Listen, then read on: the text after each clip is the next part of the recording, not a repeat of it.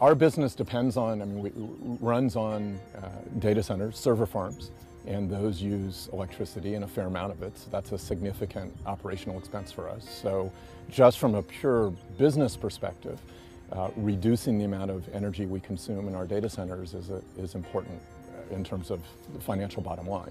It also matters in terms of environmental impact because generating all that electricity has impact on the environment, particularly in terms of climate change. In the past, the data center was sort of exempted from any sort of energy consideration, but you can't do that when it's as much as 35% of your total energy consumption. If we don't do something radical, we use the word revolutionary, businesses are going to see a significant reduction in their profitability, and some will not survive. Obviously, technology can help, but this is a management problem. So there often is a trade-off between the upfront capital costs for equipment and the long-term operating costs for it.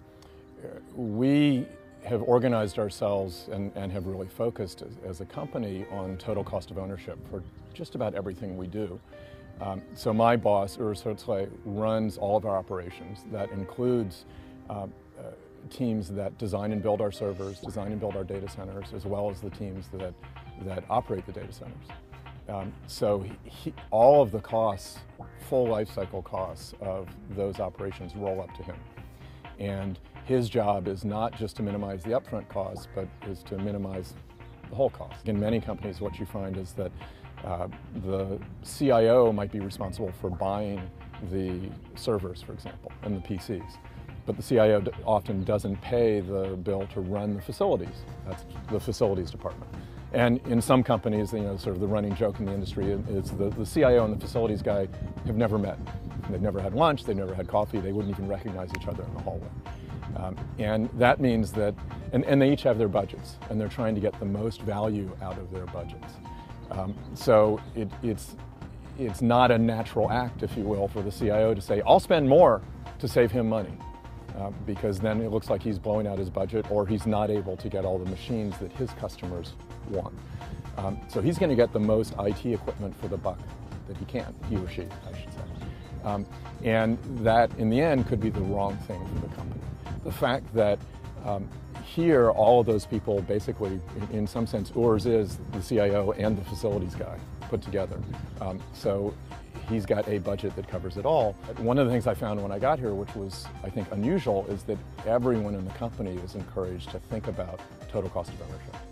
So people were encouraged to think not just about their narrow slice of the company's operations and how it might affect their boss's budget. Whatever they do might affect their boss's budget, but rather how what they do might affect the whole company's bottom line. So if somebody is working on algorithms for search, they aren't thinking just about how can I make this faster or how can I get better search results, but they're thinking about what does this mean overall for the bottom line for the company. And that includes impact on energy consumption. There are really two big places where we've found enormous energy savings in our operations. The first one is in the servers themselves, where we have very carefully designed the servers to eliminate extraneous components that we don't need for what we use them for. And I think that that's something that some companies do when they purchase servers. If you purchase enough of them, you can get ones that don't have extra interfaces that you don't need and extra components.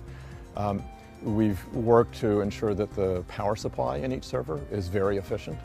And even though we spend a little extra money on the power supplies, that saves us money over the life of the equipment, a lot of money over the life of the equipment.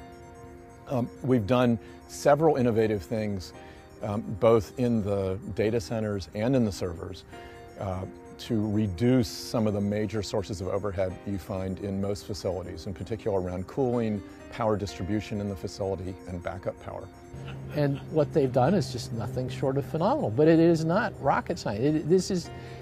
Not everybody can do what they have done, but they can do substantially. They can emulate most of what they've done.